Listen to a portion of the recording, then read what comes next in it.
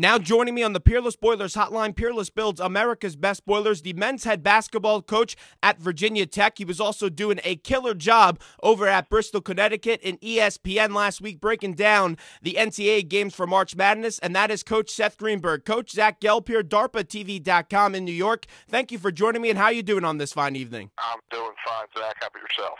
Well, thank you for coming on. I'm doing great, and we have a lot of things in common. One, we are both from Long Island, New York. Two, we share a mutual friend, and I don't know if this is a good thing or a bad thing, in the great Sidney Arthur Rosenberg. And three, where you were elected into the Jewish Sports Hall of Fame is right in my backyard, and that's where I work out every day. So we're practically related, Coach. Well, you're physically fit. I'm happy to hear that. I'm happy you're not going to kick off anytime soon. Make sure you keep those vocal cords strong, too. And, when you were in the beginning of the year and you're asking questions, you're answering questions from the media, and then you're in the media just last week, did you ever think when you're asking a stupid question from a reporter or you're answering it that you would be in the media just a few weeks later? Well, I won't be the guy that's asking the stupid question because I know what to ask. So, quite honestly, I went to school for broadcast journalism, and, I think I have a little bit better feel for who I'm going to ask a question, what question will be pertinent and not be offensive. Unfortunately, you have a lot of people in the media that really don't understand the difference between the two. The most dangerous person in the media is a person who doesn't know what he doesn't know. When it comes to college basketball, I think I have a pretty good feeling for what's going on, and I wouldn't ask a question that would put a coach probably on the defensive and be disrespectful. No doubt about it, and you've done a great job at Virginia Tech, but you elected not to take the SMU job. What factored into that decision, and why are you deciding to stay put with the Hokies? Do you want to talk about Virginia Tech basketball? I really didn't come here to talk to you about another school, so if you want to talk about Virginia Tech and our program and what we're doing and the success we've had and the young players in our program, I'd love to talk to you about it, Zach. Well, you guys have done a great job, but the outsiders have said that... You see, right there, you crossed the line. And that's exactly what I'm talking about knowing what to ask. I'm doing you a favor. Okay, Coach. So let's just move on to the games down in Bourbon Street where New Orleans is hosting the Final Four. You got to love this matchup between Rick Pitino and John Calipari, especially what happened to the beginning of the year. As a coach, you must be all antsy about this matchup coming up on Saturday. I think it's going to be a good basketball game. It's going to be a game of contrast. I think that Rick is going to try to control the tempo of the game with his press and with the matchup zone, and obviously mixing some man-to-man. You've got two great shot blockers in the game. You've got 2 point guards, one a veteran point guard in Peyton Siva, who can really probe the defense, get in the lane, is really good off the ball screen. You've got another point guard in Marcus Teague, who's really developed his basketball game. He's improved, and I think that's the difference in this team. Then up front, I think that Kentucky has so many different ways to score. The thing that impresses me about Kentucky is how unselfish they are. They share the basketball. The development of Terrence Jones, seeing plays off of penetration. The foundation and strength of this Kentucky team is the maturity of Jones, the maturity of Lamb, the maturity of Miller. Those guys are invested in the program. This is the difference between this year's Kentucky team and maybe years past. And on the other side, Rick Pitino, when given time, is as good as there is in college basketball. He does a terrific job of preparing his team, getting his team ready to play, understanding what they have to do to win. And he understands his players. He understands Russ Smith's going to, take some bad shots, but he's got to live with that. He understands where Keurig wants to get the ball, how to use Dang, how to use Siva. And they're playing at a very high level now, so it should be a terrific basketball game. I love John Calipari's style, and I think he's one of the best coaches in the nation, but you really look at the job. That's going to make him feel good, too. You know that, Zach? Well, you know what? I'll tell you this. My dad and him have always never seen eye to eye. My dad used to produce Mike Francesa's show in New York, and they've had a few screaming matches over the phone off the air, but I will... Now, why would they have that? Why would they? I mean, Zach, can't we be a kinder, gentler? I mean, you can't learn everything from my man Rosenberg. There's got to be a kinder, gentler you at times, too, now. That's right. Oh, you're great. But I'll tell you this, Rick Pitino, he's done an unbelievable job with this team this year. He got them into the Big East tournament. They won the Big East tournament, and he's got them to a Final Four, and he doesn't have a starter that averages more than 15 points per game. It's really remarkable when you look at Pitino's body of work this year. Well, you look at his body work every year. I mean, Rick is a master coach. He does an unbelievable job of preparing his team. He gets his guys' attention. I think he's enjoying this team a great deal. It was not, a lot expected of this team. I think Chamberlain has been a big plus. He's given them a physical presence inside to balance Jang off. He's a tough kid. If you think about the end of the Florida game when they made that comeback in one of the most pivotal possessions of the game, he backs Murphy down and just takes it right to his face. And that's Rick putting him in position to be successful. So, Rick Pitino he's a master motivator. He's a terrific tactician. Given time, he's probably one of the most dangerous coaches to coach against. And they've got a good team. The problem is they have no depth up front. If Jane gets in foul trouble, they cannot survive. Now, I think that Kentucky has more pieces if Davis gets in foul trouble. And, you can't help but be impressed. It's 42-all against Iowa State, and Kentucky goes on a 42-21 run. Now, Zach, I know you've watched basketball a long time, all right, in all your 17 years. Okay. But have you seen the Knicks ever go on a 42-21 run? The Knicks? No, I never have. Who's your favorite team? I'm actually a New Jersey Net fan, which is moving to Brooklyn next year. All right, let's eliminate the NBA. Who's your favorite college team, besides Virginia Tech, of course? Well, if it's not Virginia Tech, I would have to say, just because of my relationship with John Calipari, it would be Kentucky, but I don't really have a rooting interest. Cal getting the shouting match, and yet you're a Cal. What, you do it Benedict Arnold in your own family? Well, I never said it was a traditional program here. If my producer's going to screw up on the phone, if he's going to have a relationship that's not great with John Calipari, which I actually do have a good relationship, maybe I have to side with the head coach. Maybe I do. I'll tell you this. Ian Eagle was on this show, and Ian goes back with my dad for many years. Ian and my dad were board ops together at WFAN, and Ian came on the show, and he said during the NBA lockout that he wanted to be my producer, but it put me in a difficult situation because how do I fire my father, coach, when he pays my college education next year? That's a tough job, but sometimes you got to make. See, that was one tough decision, Zach. You had to make. During the course of the game, I got to make tough decisions every day. Well, if the old man ain't getting it done, we got to move on. Well, if he messes up in the interview with Calipari, that's a good interview now. Did you get Cal for the Final Four? Did you get him on the show this week? No, we didn't. But He's got to go. He's got to go. But I'll tell you this as we're talking to Coach Seth Greenberg. Another tough decision that Rick Pitino is probably pondering back and forth is how he is going to game plan for Anthony Davis. Coach, if you were going up against Kentucky this week, how would you game plan for the most dominant player in the nation? I think that the matchup zone could potentially take him out of play a little bit similar to what it did to Draymond Green and the front court of Michigan State. That's the key to that will be if they can contain the dribble penetration at the guard spot.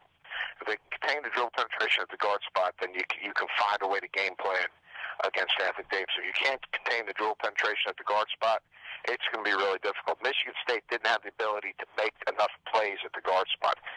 Appling didn't play as well as he played all season. Wood didn't play as well as he did all season, and that affected. Now you look at the guard play of Kentucky. The one thing I worry about John is going to run his zone sets against the matchup, or he's going to run dribble drive.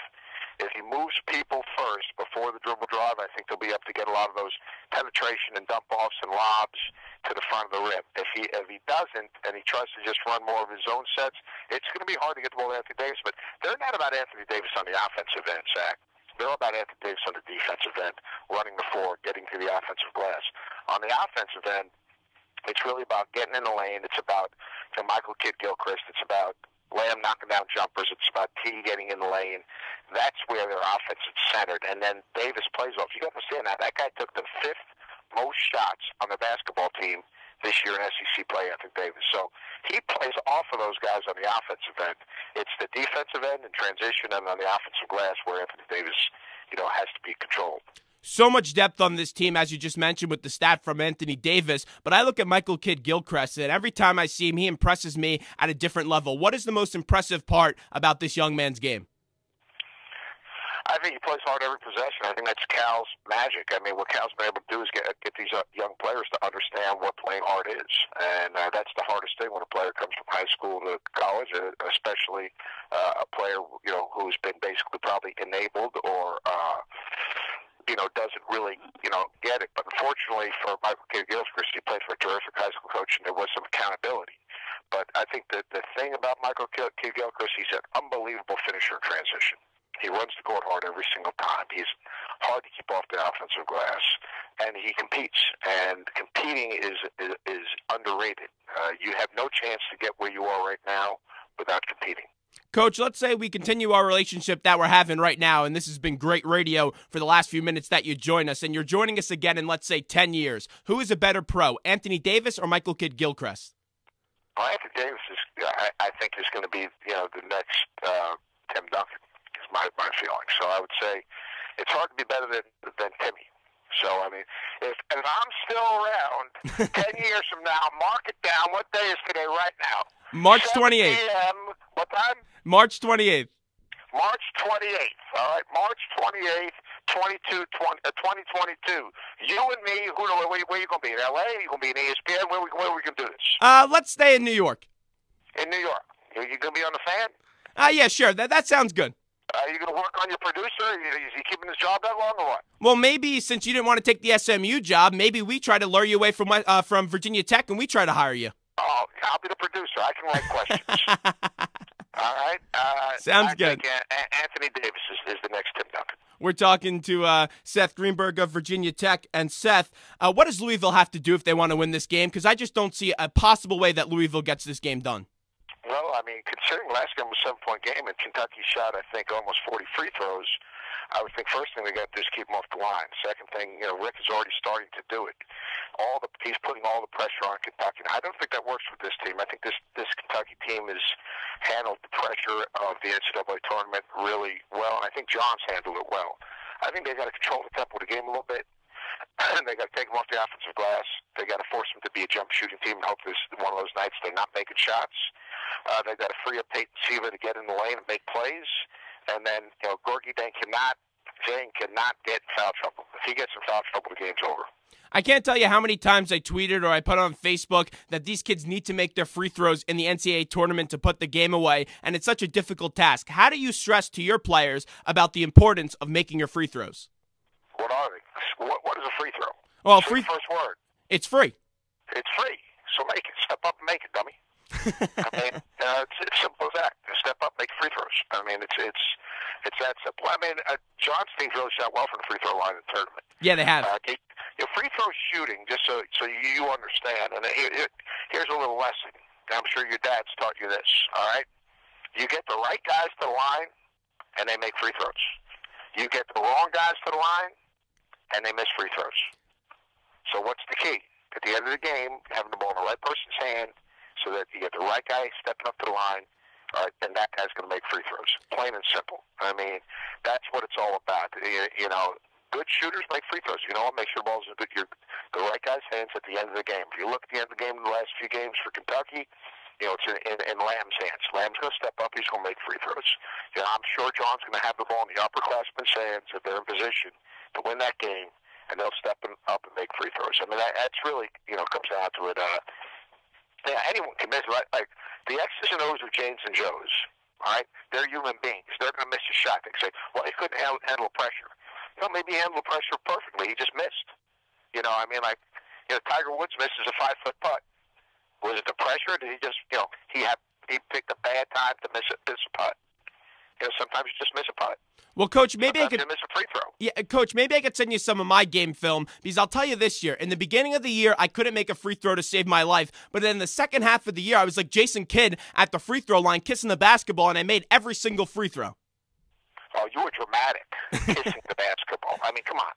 Step up to the line, Zach, and make a free throw. I mean, you don't have to kiss the ball. All right? I mean, toe the line, put your foot right on that nail, get your elbow underneath the basketball, shoot it straight and over the front rim, and make the stinking free throw.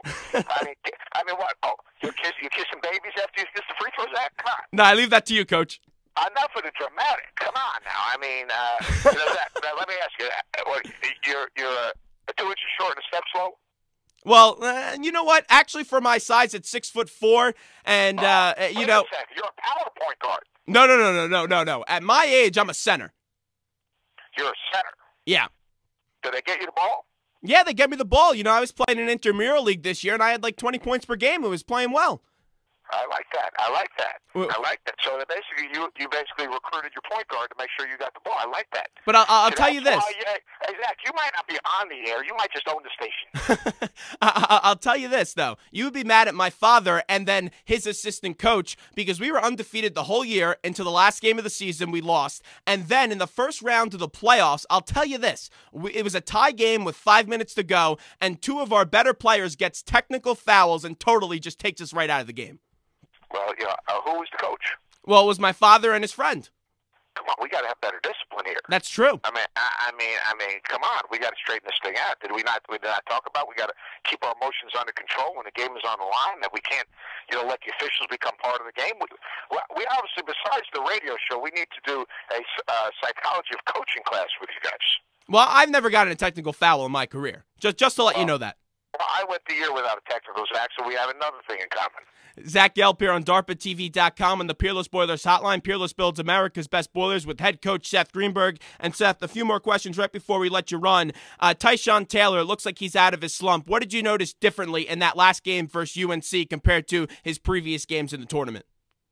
Ty will get out of his slump when he defends and gets out in transition. I recruited Ty. I know him very, very well. I love the kid. But Tyshawn Taylor plays for both teams. He'll throw it away like he did in the first half. He led to two North Carolina layups just by being careless with the ball. At times he can be careless with the ball. Where he can disrupt is on the defensive end. He's got to get out in transition. He's got to get with space. That drive he made at the end of the game where it rolled around the rim, and went in, obviously that was a key play. But Ty, the key to me to Kansas is Elijah Johnson. Just like the key to Ohio State to me is Lenzo Smith Jr. But Elijah Johnson, if you think about it, they're not playing on Saturday if he doesn't absolutely dominate the basketball at the end of the Purdue game and create easy offense at the end of the game. Elijah Johnson, they're not advancing maybe even past North Carolina if he doesn't step up off that ball screen when Carolina goes under and knocks down that three. I love Tyshawn Taylor. I think he's got terrific hands. I think Kansas needs to score off of live ball turnovers in the open floor because I think they're really, in my opinion, are really struggling in the half court unless Thomas Robinson is making plays. They've got to see a bigger basket. They've really struggled in the half court. You think about the end of their last two games. Basically they ran clock and didn't get a shot. They've got to be much more efficient. And Bill Self is such a great coach. Really is. And teams are so efficient usually offensively in the half court. This team, because they're not making shots, instead of being freed up and with room and rhythm knocking down jumpers, they're kind of should I shoot. You can't have 1 foot in, 1 foot out. You got to commit when you have room and rhythm. If that's your shot and that's what you're empowered to do, you got to step up and make that shot. But Ty, disrupts people defensively. That matchup with Aaron Craft is going to be a heck of a matchup. Aaron Craft has great hands. People talk about his feet. It's his hands. He's almost like Chris Mullin. It hits his hands, he's going to get the basketball. And then, up front, I think it's really important that Ohio State stay out of foul trouble. When they have to go to Edmond Ravenel, they are really struggling up front. They have no person up front that can draw a double team. Everyone's talking about Deshaun Thomas, terrific player. At the 4 spot against Thomas Robinson, can he get him in foul trouble? But I think the key is going to be Sullinger. If he gets in foul trouble, Ohio State's in trouble. I think in the backcourt, I think Elijah Johnson needs to step up big for Kansas. And then, to me, Lenzo Smith Jr., if you look at his stats, and you need to get your producer on this right away. Okay. If you get your producer and look at his stats in big games, right down the stretch, when Lenzo Smith Jr. makes shots, all right, and scores the basketball, Ohio State's a much better team. Okay, well, let's get to it right now. Who wins the games coming up this Saturday? I have Kentucky and Kansas. I picked them in the beginning of the tournament, so I'll stick with it now. I have both of those two teams advancing. How's the bracket? Come on. I know you filled out a bracket on ESPN. What percentile are you? I don't know exactly what percentile I am, but I will tell you this. I'm still in the lead for the money in my bracket right now on the ESPN league. Zach, this is NCAA show now. We can't talk about it. Plus you're underage. That's true. I don't want to get you in trouble. Scratch that. Let's edit that out. Okay. But right now, you've got Kansas and Kentucky, and you have Kentucky winning it all. Yes. See that? That's very good. All right. Do you agree with it? I've got Kentucky winning it all. And I've got Ohio State because I think they have more ways to score the ball right now. So, Coach, let me ask you this. Let's say if your matchup's right, I'll send you something. But let's say if my matchup's right, how about you follow me on Twitter? I only follow the people my daughter makes me follow on Twitter. How about this? Yeah. If my matchup's right, you send me a dozen New York bagels. Okay. All right. If your matchup's right, you send me your address, and I'll send you some nice Virginia Tech cotton. You got big sizes? Wait, what do we have? A Pee Wee team? I mean, Zach. I got 6'9", 6'10", 6'11" players. That's true. I mean, double XL. You can get double XL. Double XL. Yep. What's your dad's size? I'm gonna take care of your producer. He's a 7XL. No, just kidding. He's a double XL as well. All right. So here's the deal. I get a dozen New York bagels. You get some cotton. Sounds good, Coach. Is that a good deal? Yeah, thanks so much for joining me, Coach. And I'm going to even throw in the cotton for the old man who messed up the Calipari interview. He didn't mess up the Calipari interview with me. He messed up his own Calipari interview at WFAN many years ago. Well, on the Cali, he was a little higher maintenance back then. Coach, thanks so much. I appreciate the time. You're the man. All right, pal. You be good.